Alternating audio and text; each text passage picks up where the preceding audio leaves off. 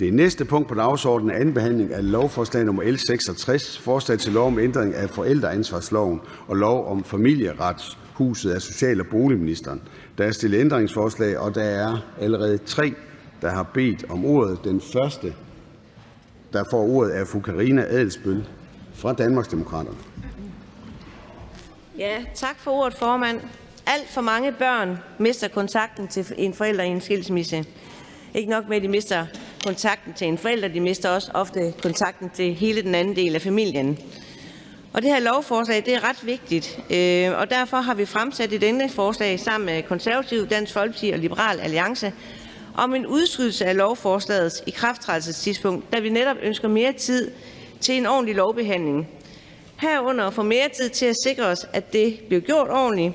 Netop også, da flere fremtrædende eksperter har været ude at sige, at den her lovændring ikke lever op til de intentioner, vi havde, da vi indgik en aftale, som skulle sikre, at en forælder ikke kunne vinde forældremyndigheden eller bopælsretten over sine forældre ved hjælp af samværschikane eller forældrefremmedgørelse, altså ved falske anklager mod den anden forælder. Men lovforslaget kommer efter flere eksperter udtalelser så ikke til at forhindre, at man fortsat vil kunne chikanere sig til at få forældremyndighed over børnene. Og det var jo ellers et af hovedformålene, da vi indgik den her aftale. Nina Pallers Bonde, formand for Dommerfuldmægtigforeningen, mener ikke, at loven kommer til at fungere efter hensigten. Og jeg citerer: "Jeg kan ikke se, at man ændrer på den nuværende retstilstand. Lovændringen giver fortsat mulighed for, at man kan udøve samværschikane som et værktøj for at holde børnene væk fra den anden forælder," siger Nina Pallers Bonde. Citat slut. Der har også været rigtig mange høringssvar. Der har været 390 sider høringssvar i det her. Og derfor var vores ønske, at ministeren havde lyttet til os i forhold til at få mere tid. Det her er utrolig vigtigt lovforslag, som rammer virkelig mange familier, og vi skulle gerne gøre det så godt som muligt herinde. Fordi børn har i udgangspunkt ret til begge sine forældre. Så kan der være nogle faktorer, der gør, at børn skal skærmes fra den ene eller anden forælder. Og det er selvfølgelig også vigtigt at sikre, at det sker.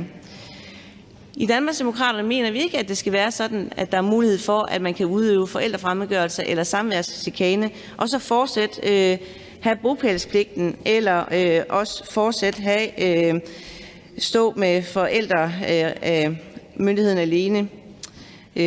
Derfor mener vi også, at det er jo en form for psykisk vold, og det skal man jo ikke belønne. Man skal ikke belønne den, der har ydet fuld forældrefremmedgørelse med at få bopælspligten eller fuld forældremyndighed.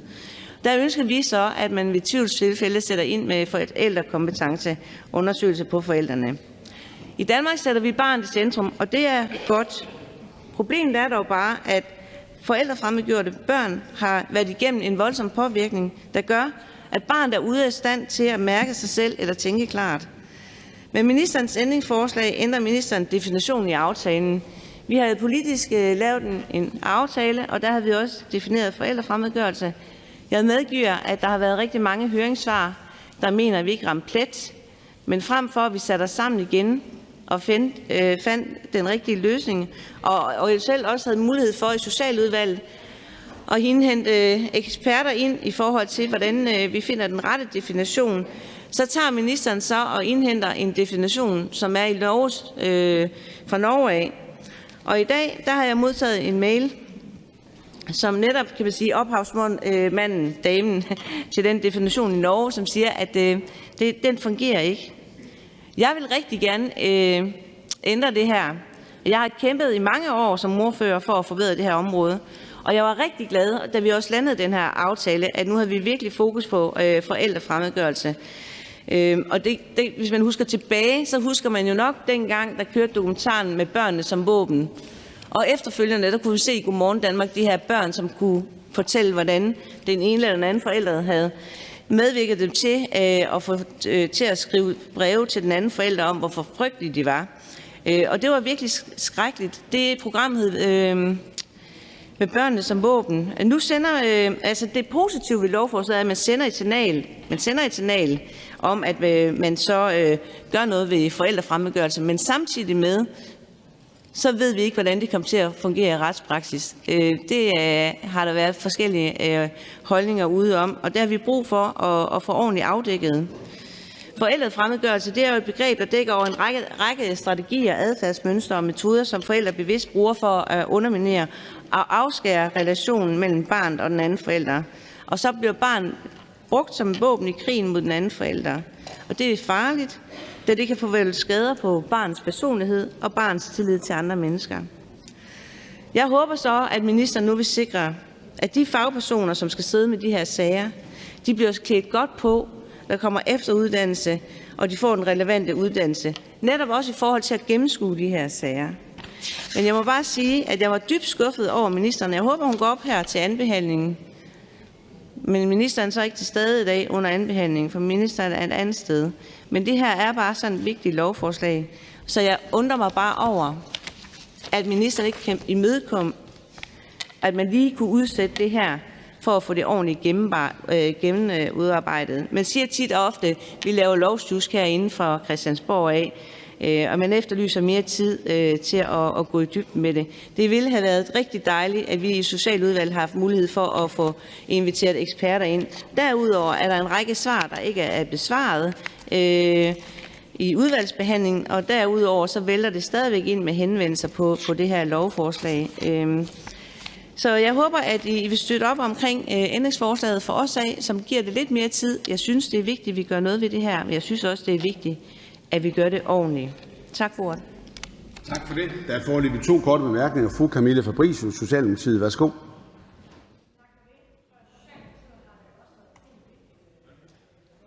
Jeg kan ikke høre noget. Nej, det kan jeg heller ikke. Jeg kan ikke høre noget. Hvad siger du?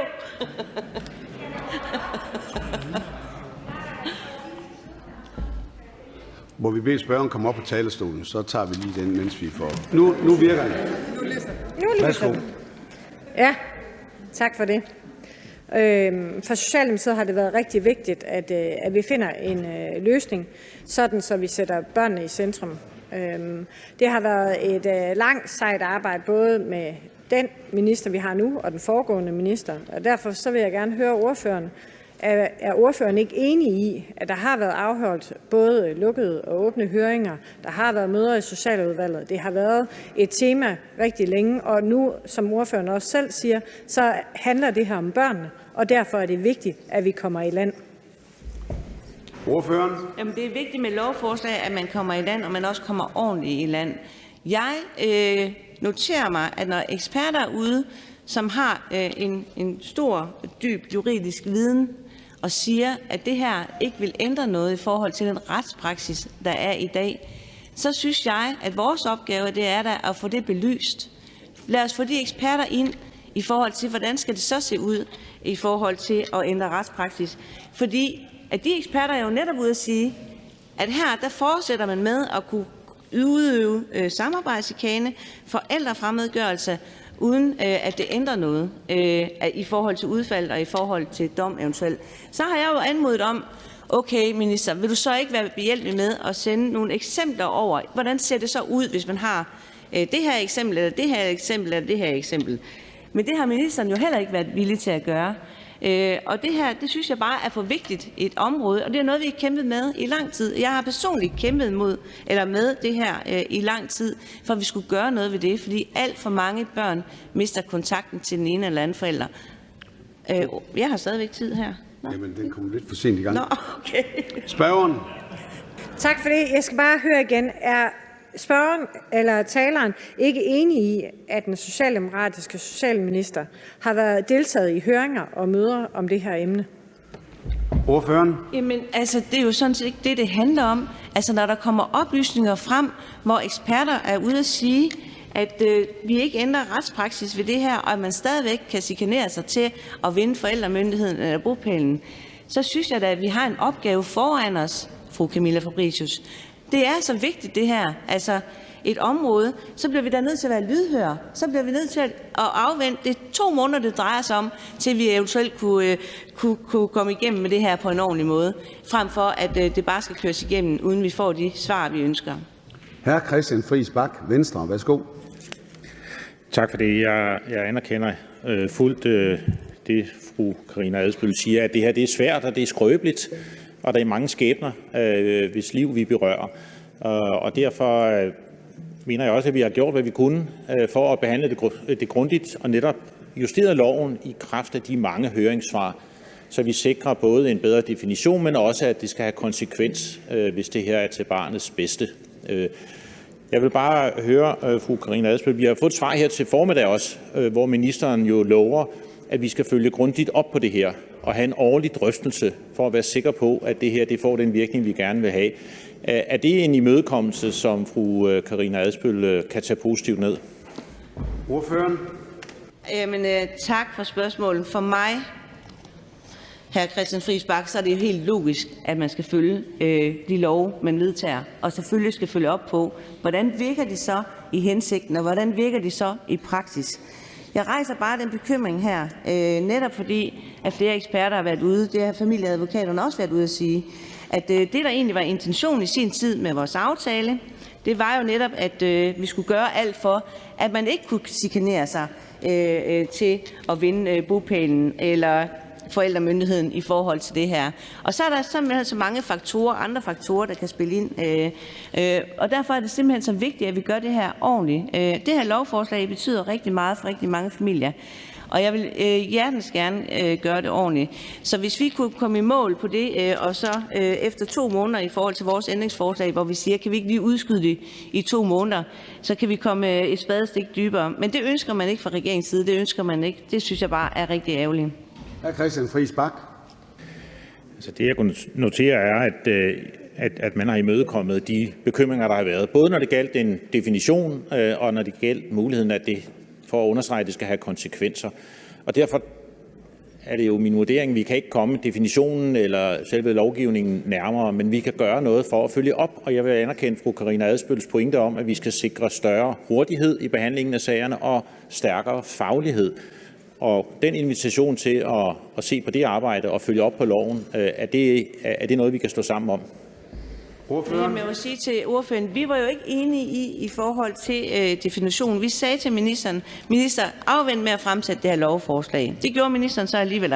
Så kom ministeren så her med et ændringsforslag i forhold til, det vil sige, at den aftale, vi indgik, hvor vi selv lavede definitionen, den var der så meget kritik af, det anerkender jeg. Men så tager ministeren bare en definition fra Norge og putter ind i en dansk kontekst her. Og det er jo ikke bare noget, man kan, for der er forskel på, hvordan de er uddannet i Norge i forhold til længden af deres uddannelse og andre ting. Og vi har lige fået en mail om det i dag, som også er sendt til ordføreren omkring de bekymringer. Tak for det. Der er ikke flere korte bemærkninger. Vi siger tak til fru Karina Adsbøl fra Danmarksdemokraterne. Jeg byder nu velkommen til fru Katrine Daugaard fra Liberal Alliance.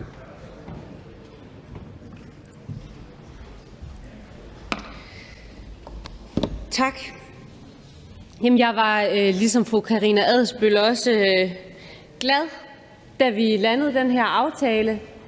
Jeg troede på, at vi havde landet en aftale, som ville ende ud i et lovforslag, som ville ændre retsstillingen. Siden den aftale blev landet, er der kommet en ny minister til, og siden dette ministerskifte, så har den her proces været under al kritik. Det starter allerede, da vi bliver kaldt til møde, hvor vi får fremvist det her lovforslag, som jo har været i høring, og hvor ministeren har udplukket nogle meget få linjer fra høringssvarene, som er dem, vi ligesom må få at se. Og vi spørger gentagne gange til alle høringssvarene, som vi ikke må få at se. Og der går flere dage, hvor vi henvender os og beder om de her høringssvar, før at ministeren endelig oversender dem. Og det var noget af et chok at gennemlæse den stak høringssvar, for det var massiv kritik, der gemte sig i dem. Delt i 2 fløje, kan man sige, men den ene fløj var ikke overraskende kritisk, fordi dem havde vi egentlig hørt fra allerede, da vi lavede aftalen. Men selv den fløj, der ønskede chikane herunder forældrefremmedgørelse indført, de var også meget, meget kritiske over den definition, som vi havde lavet. Og trods et ønske om mere tid til at få skovlen rigtigt ind under den her definition og lovforslaget i øvrigt fra både DD, DF og LA, så vælger ministeren at fremsætte lovforslaget. Og det er med en kommentar om, at så må vi jo bare komme med ændringsforslag. Selvom at vi er med i en aftale, så får vi altså lov til at komme med ændringsforslag. Og der er flere partier, som kommer med ændringsforslag, hvor ministeren og ministeriet nægter os assistance hertil. Og herefter så fremsætter hun, Gud hjælper os, sit eget lovforslag. Igen, selvom hun ved, at der ikke er opbakning fra de samme blå partier. Og nu har hun endda ændret hele definitionen af forældrefremmedgørelse, og dermed begår hun aftalebrud. I dag får vi så nys om, at kvinden bag den norske definition, som ministeren har copy-pastet ind i det her danske ændringsforslag, fru Jarud Frafjord, har skrevet til socialministeren med en advarsel om, at vi ikke bare kan tage deres definition og plotte den ind i et dansk setup, som langt fra ligner det norske.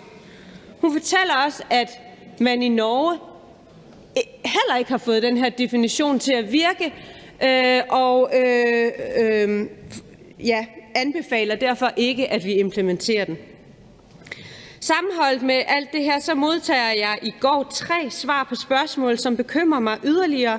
Dels spørgsmål 30, hvor ministeren afslører, at de slet ikke har forstand på eller har undersøgt den norske lovgivning og brugen af den her definition, men egentlig bare har taget definitionen af forældrefremmedgørelse for at holde fast på en aftale, som var ved at skride, fordi nogle partier ovenpå at have læst de her høringssvar har fået kolde fødder i forhold til at implementere konsekvenser for brug af chikane og forældrefremmedgørelse. Men også i spørgsmål 22 og 23 indrømmer ministeren, at man allerede skal lægge vægt på samværschikane og barnets bedste, samt at man med L 66 jo sådan set dermed ikke ændrer retsstillingen, men bare understreger noget, som i forvejen gælder. Og i LA, der tager vi problemerne og udfordringerne omkring forældrefremmedgørelse og samværschikane dybt alvorligt. Derfor indgik vi aftalen med et oprigtigt ønske om faktisk at ændre lovstillingen for de forældre og børn, som befinder sig i de her meget, meget svære sager. Og vi sidestiller samværschikane herunder forældrefremmedgørelse med psykisk vold, og mener, at det skal have en konsekvens for de forældre, som udøver det her. I LA vil vi også hjertens gerne give de her ekstra midler ud, og de skal ud og leve hurtigst muligt i familieretshusene, men vi har også i LA store ambitioner om at nedbringe regelmængden. Og derfor kan vi ikke, og vi vil ikke deltage i at bruge lovtekster til at understrege den allerede gældende retstilstand. Og derfor kommer vi til at stemme nej til både ministerens ændringsforslag og lovforslaget som samlet. Tak. Tak for det. Der er foreløbig en enkelt kort bemærkning. Fru Rosa Eriksen, Moderaterne. Værsgo.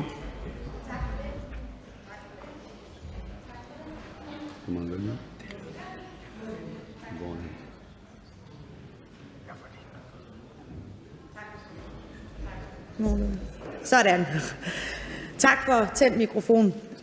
Jeg kunne godt tænke mig at spørge fru Katrine Daugaard, hvilke konsekvenser forestiller Liberal Alliance sig, der i så fald skulle være ved samværschikane, og hvad er vigtigst konsekvenser for den forælder, der måske af gode grunde kommer til at udtrykke, at man laver samværschikane, eller barnets tarv?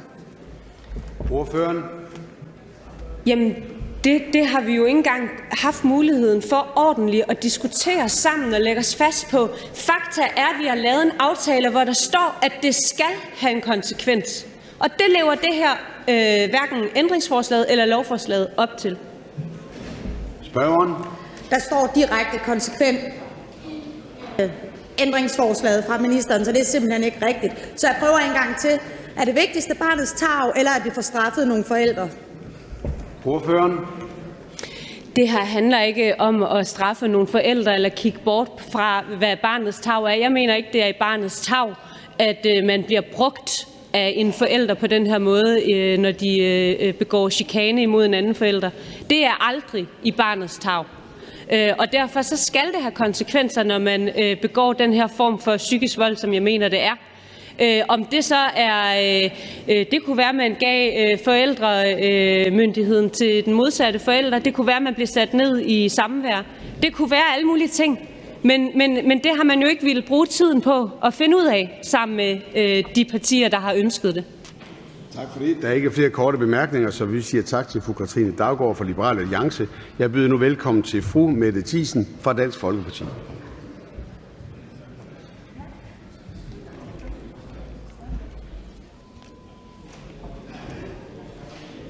Tænk jer lige engang at miste sine børn, fordi den anden part lyver. Tænk jer lige engang at miste sine børn på et uretmæssigt grundlag. Tænk jer lige engang at møde jeres børn på gaden, og så går de den anden vej. De vil måske ikke engang hilse på jer, fordi de har været udsat for så massiv hjernevask og manipulation af den anden forælder, at de tager afstand fra en ellers fuldstændig velfungerende og god forælder. Det er altså virkeligheden i Danmark anno 2024. Det er simpelthen ikke i orden. Man må aldrig nogensinde bruge sine børn som våben. Man må aldrig nogensinde fratage en velfungerende forælder retten til sine børn. Men det er desværre det, der sker.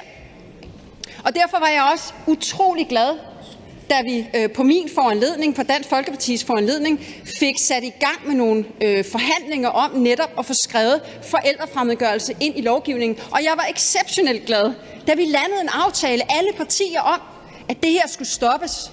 Forældrefremmedgørelse, det skulle skrives ind i lovgivningen konkret. Det skulle have konsekvens, når man manipulerede og udøvede psykisk vold, så ens børn til sidst tog afstand fra en velfungerende forælder. Men desværre er det her jo endt som sangen om Larsen. Det kunne være så godt, men nu er det faktisk skidt. Fordi udover at det her forløb har været voldsomt kritisabelt, en minister lavede en god aftale, en anden minister overtager og virker til nærmest at være bange for venstrefløjen, og nogle af de organisationer, der også er på venstrefløjen, begynder at lave om på definitionen, fremstiller ændringsforslag, som halvdelen af aftalekredsen ikke kan bakke op om. Og pludselig begynder man at ændre grundlæggende i den definition, som vi egentlig var enige om. Man ændrer i aftalen.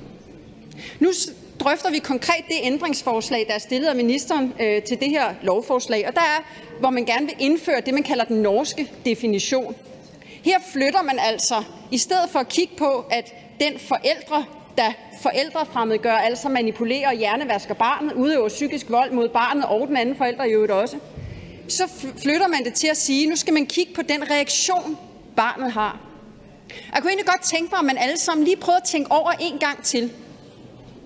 Vi har lovgivning imod psykisk vold, og det er rigtig godt. Men prøv at forestille jer scenariet, hvor man sagde, man skal ikke kigge på den kvinde eller den mand, der bliver udsat for psykisk vold, eller på dem, der udøver psykisk vold. Man skal ikke kigge på, når de begynder at udøve psykisk vold. Nej, man skal kigge på, når vedkommende, der bliver udsat for psykisk vold, knækker under presset. Det er faktisk det, den norske definition er. Det er, at man skal kigge på barnet, hvornår barnet har en reaktion på psykisk vold. Det er jo helt vanvittigt. Det er jo helt vanvittigt. Og når vi så bliver advaret af vedkommende, der har skrevet definitionen i den norske lovgivning, som skriver til os som ordfører, I kan ikke bruge den definition, vi har i Norge. Den passer overhovedet ikke til den danske måde at skrive lovgivning på, eller måde at have samfundet opbygget på. Så vælger man fra regeringens side, fra de aftalepartier, som bakker op om det, at fuldstændig se bort fra det. Fra ministerens side fuldstændig se bort fra det, og bare tænke, om det kan være, at vi ved bedre, end dem, der faktisk har arbejdet med det i mange år.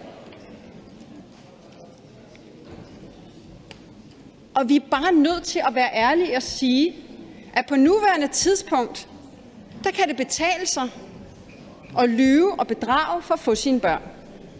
Det kan betale sig, der er der en højesteretsdom, der meget klart og tydeligt siger, en kvinde, som i 4 år har manipuleret et barn, har holdt det væk fra sin far, hun vinder retten til barnet, fordi i lige præcis i det øjeblik, vurderer man, at det er i barnets bedste at blive hos den mor, som har manipuleret og hjernevasket barnet.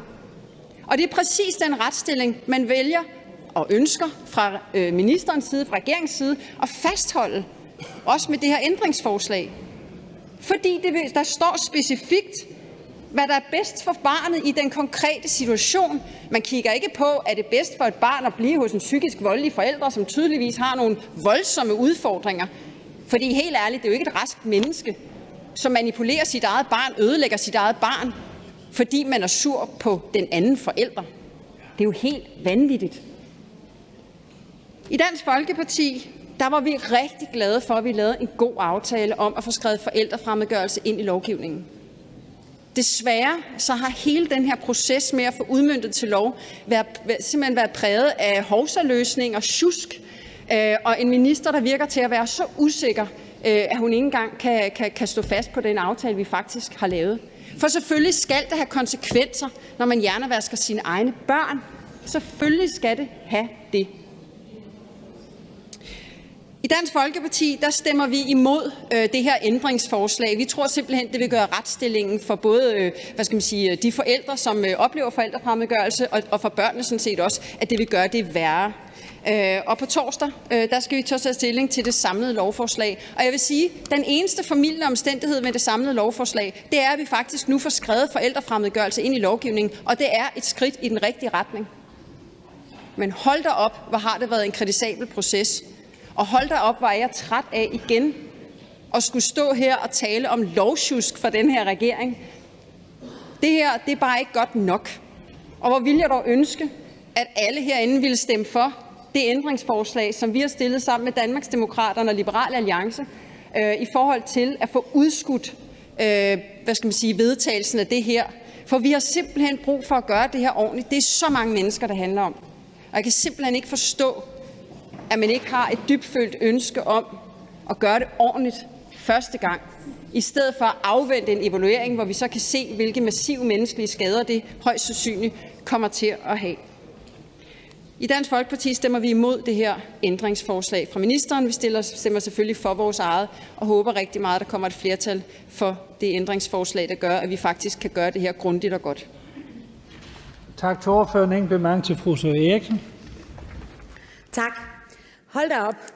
Vi er enige om meget. Vi er enige om, at man aldrig skal bruge sine børn som våben, og at det her det er helt forfærdelige situationer. Men vi vil gerne tage ansvar for det og prøve at gøre noget ved det. Men det er bare sådan, at vi i Danmark har underskrevet en international børnekonvention. Så vi kan ikke lave en lovgivning, hvor vi kun skriver konsekvenser, punktum. Vi bliver nødt til og skal også handle i barnets bedste. Med den her aftale, der sætter vi sagsbehandlingstiden til maks at være 4 måneder. Det er stadig for længe, men det er trods alt kortere, for det er jo det, der er hele problemet her. Det handler om tid. Og i forhold til den her definition, det er jo ikke kun barnet, man ser på. Man ser på, om der er en uoverensstemmelse mellem barnets adfærd og den pågældende forældre. Så helt ærligt, hvis vi lovsjusker, så synes jeg også, at vi alle sammen skal tage hinanden i hænderne og læse tingene ordentligt og sætte os ordentligt ind i det, inden vi kritiserer det.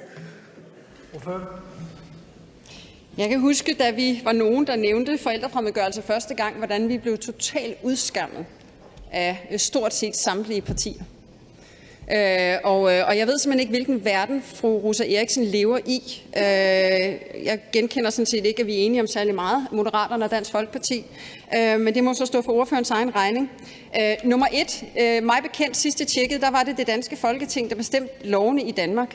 Og det ville være ganske naturligt, vi også gjorde det i den her henseende. Og nummer 2, så vil jeg sige, nej, det er aldrig et barns bedste at blive hos en psykisk voldelig forælder. Og det er jo desværre det, vi ser med den nuværende retspraksis. Det er, at lovgivningen er på en sådan måde, det faktisk betaler sig bare og forældrefremmedgøre de her børn, holde dem væk fra den anden forældre. Og det er jo sådan set den retspraksis, vi egentlig gerne vil have lavet om på. Så nej, ordføreren har overhovedet ikke ret i faktisk nogle af de ting, ordføreren siger. Spørgen. Tag det helt roligt. Det er ikke farligt at være enig med Moderaterne, bare en gang imellem. For vi er enige om det her, man ikke skal bruge børnene som våben. Men har ordføreren overhovedet ikke tillid til, at de her mennesker, der arbejder i Familieretshuset, godt kan lave en helhedsorienteret vurdering? Det er ikke så sort-hvidt, at et barn bare kommer over til en psykisk syg forælder eller omvendt. Det her det er et vildt problem. Det er svært. Der er mange følelser i det. Og at vi kan lave en lovgivning, der rammer ned og sørger for, at det her det aldrig sker mere, det tror jeg personligt er tæt på umuligt. Men det her det er et godt skridt på vejen. Man kan ikke lovgive imod, at der vil være nogen, der er nogle idioter. Undskyld, formand. Det vil man aldrig kunne lovgive 100% imod. Men man kan gøre sit bedste for at gøre det så godt som overhovedet muligt, og det kan man faktisk godt. Og hvis ordføreren har så stor tillid til de her mennesker, så kunne vi skrive det helt ud i forhold til barnets tarv, for det må man som udgangspunkt gå ud fra, at når man sidder som medarbejder i Familieretshuset eller andet, at man så selvfølgelig går ud fra, hvad der er bedst for barnet. Problemet er bare, at loven på nuværende tidspunkt er formuleret på en måde, så man vurderer, at fordi det her barn eksempelvis i den her højesteretsdom havde boet 4 år hos sin mor, som havde forældrefremmedgjort den anden forælder, jamen så fik hun lov at beholde barnet, fordi det var nok bedst for barnet, og det mener jeg er forkert. Tak til ordføreren. Der er ikke yderligere bemærkninger. Der er en ordfører mere, der gerne beder om ordet. Det er fru Camilla Fabricius fra Socialdemokratiet. Velkommen.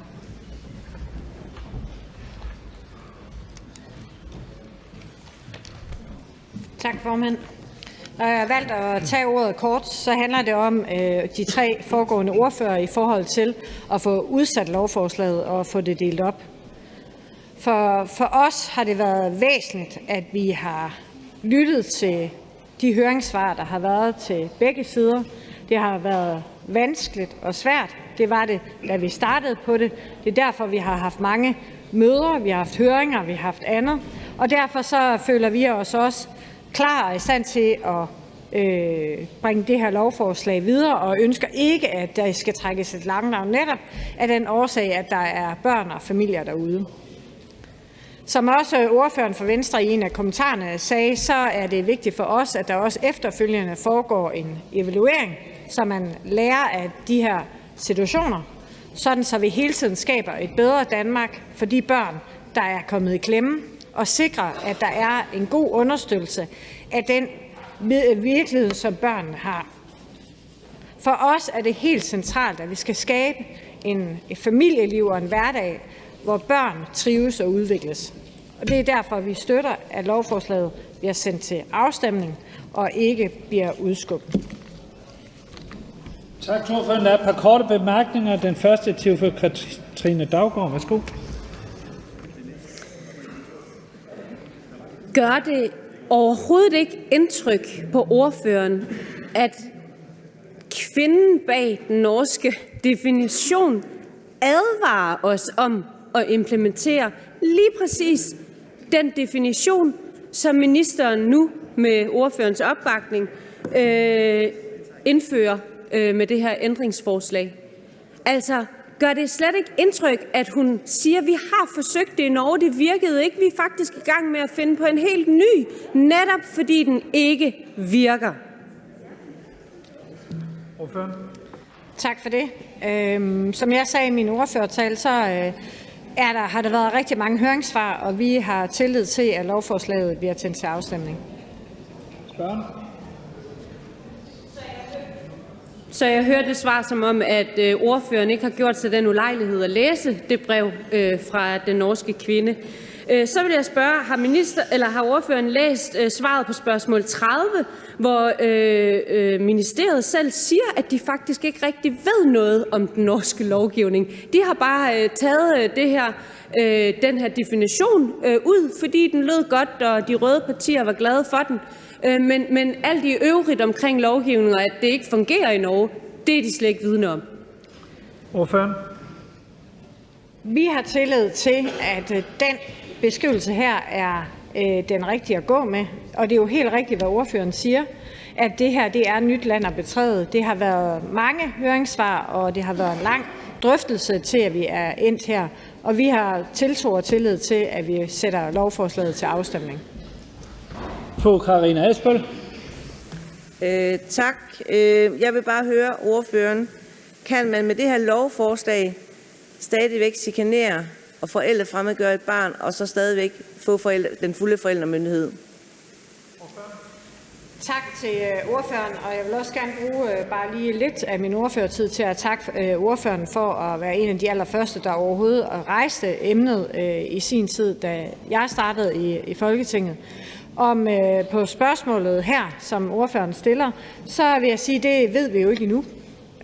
Det kan vi ikke vide, fordi vi har ikke haft den paragraf i den danske lovgivning endnu, på den så præcist, vi har sat.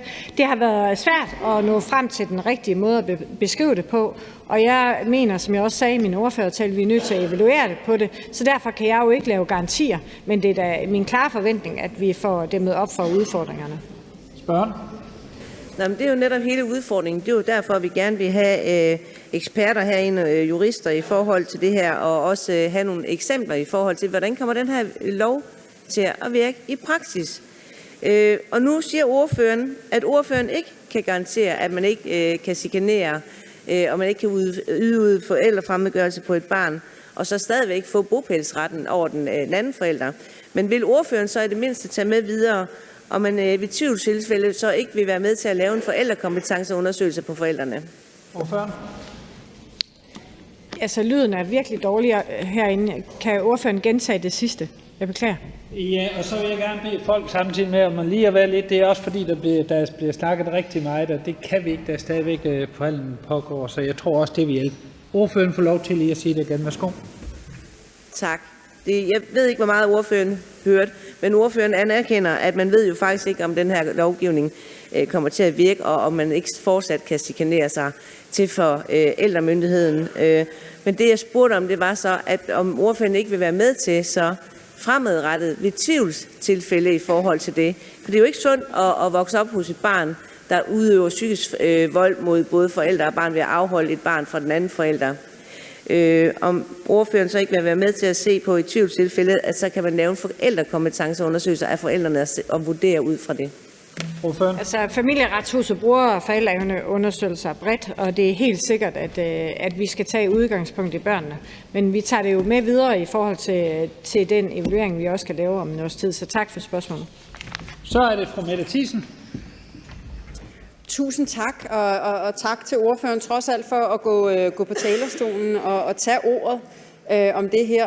Jeg kunne egentlig også godt tænke mig, nu er det ændringsforslaget fra ministeren, blandt andet, som vi behandler i dag. Jeg kunne egentlig godt tænke mig også at høre ordføreren, om det overhovedet ikke gør nogen som helst indtryk på ordføreren, at man hej vilde dyr inden for meget, meget kort tid laver et ændringsforslag, som vedkommende, der faktisk har lavet den definition, siger ikke kan laves.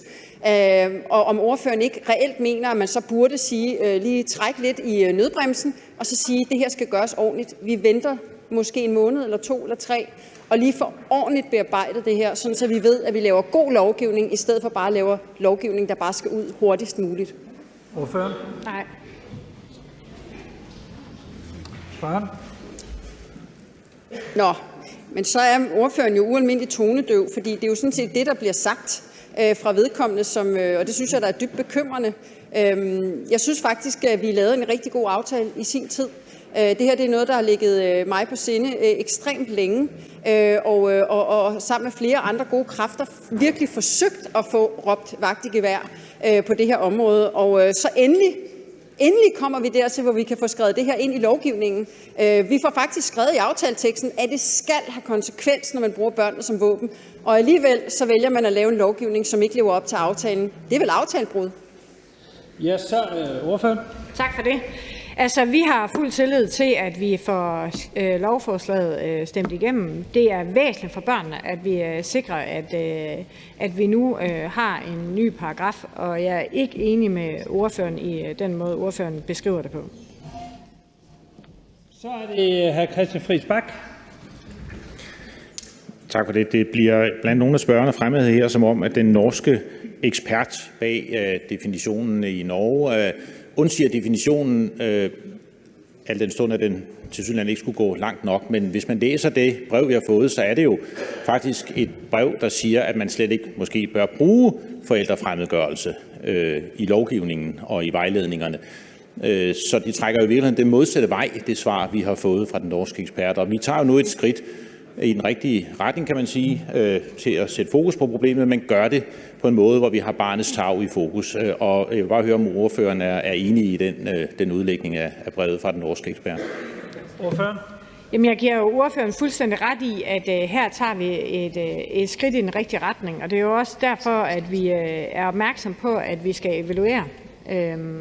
Altså, jeg tror, det er vigtigt, at man også gør klart, at vi er i Danmark, og de ting, der gør sig gældende i Danmark, vi er rigtig langt med ligestillingen. Vi er rigtig vigtigt, at vi sikrer, at børn har begge forældre.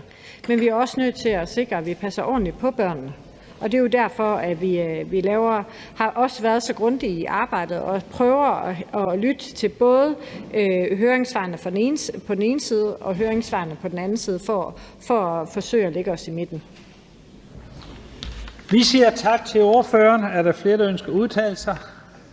Da det ikke er tilfældet, er forhandlingen sluttet, og vi går til afstemning. Danmarksdemokraterne, Liberal Alliance, Konservative Folkeparti og Dansk Folkeparti har ønsket afstemning om ændringsforslag nummer 1, da de udgør mindst 17 medlemmer. Stemmer vi om ændringsforslaget. Det er stillet af social- og boligministeren, tiltrådt af et flertal, Socialdemokratiet, Venstre, SF, Moderaterne, Enhedslisten, Radikale Venstre, Alternativet og Jon Stephensen uden for grupperne. Afstemningen starter.